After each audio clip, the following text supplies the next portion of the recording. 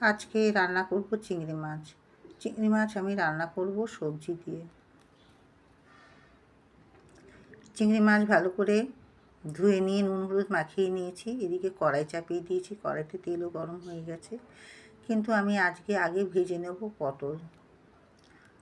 পটল আমি কড়াইতে ছেড়ে দিলাম, পটল লাল লাল করে ভেজে নেব। পটলটা আমি আগে ভেজে নিচ্ছি, কেন চিংড়ি মাছ আগে ভাজলে চিংড়ি মাছের একটা জল বের হয়, ওই জলেতে আর পটলটা ভাজা যাবে না, যার জন্য পটল আমি আগে ভেজে নিলাম। তার সাথে আমি ঝিঙেও দিয়ে দিয়েছি। ওই পটল ভাজা তেলেতে ছেড়ে দিলাম আমি চিংড়ি মাছ।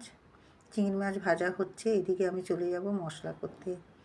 আর সব সবজি যে আমি দেব, ওই সবজিগুলো আমি সেদ্ধ করে নিয়েছি। পেঁপে আর গাজর আর আলু আলাদা সেদ্ধ বসিয়ে দিয়েছি। এইখানে মশলা দিয়েছি আমি টমেটো, আদা, রসুন, পেঁয়াজ বেটে দিয়েছি। আর গুঁড়ো মশলার মধ্যে আমি দিয়েছি জিরে গুঁড়ো, ধনে গুঁড়ো, কালার হওয়ার জন্য দিয়েছি আমি কাশ্মীরি লঙ্কার গুঁড়ো, আর কাঁচা লঙ্কা আমি বেটেই দিয়েছি।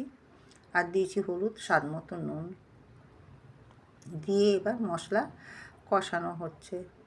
মশলা কষানো হোক, এর মধ্যে আমি এবার দেব গোটা গরম মশলা। সেটা আমি আধ ভাঙা করে দেব। আগে আমি গোটা গরম মশলাটা দিইনি ফোড়নে।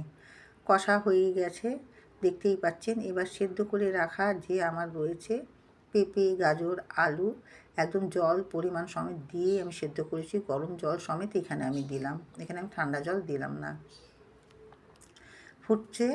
ফুটে উঠেছে, চিংড়ি মাছ আমি ছেড়ে দিয়েছি, এতে সেদ্ধ হয়ে গেছে। এবারে এই আধ ভাঙা মশলা এখানে রয়েছে, ছোটো এলাচ আর দারচিনি আমি আধ ভাঙা দিলাম। দিয়ে এইবারে আমি গরম মশলাটা আমি কেন দিই, অনেকেই দেয় না, আমি কেন দিই, গন্ধটা ভালো ওঠে। চিংড়ি মাছে গরম মশলা অনেকেই দেয় না, বলে চিংড়ি মাছের গন্ধটা উবে যায়। দুটো গন্ধ মিলিয়ে, চিংড়ি মাছের গন্ধ আর গরম মশলার গন্ধ মিলিয়ে একটা সুন্দর গন্ধ হয়, আর খেতেও খুব টেস্ট হয়। আমি এরমভাবে চিংড়ি মাছ রান্না করি। আপনারা কে কিরমভাবে রান্না করেন একটু জানাবেন।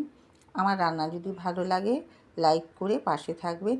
এই ছিল আমার আজকের রান্না। আবার আমি আসবো কালকে অন্য একটা রান্না নিয়ে।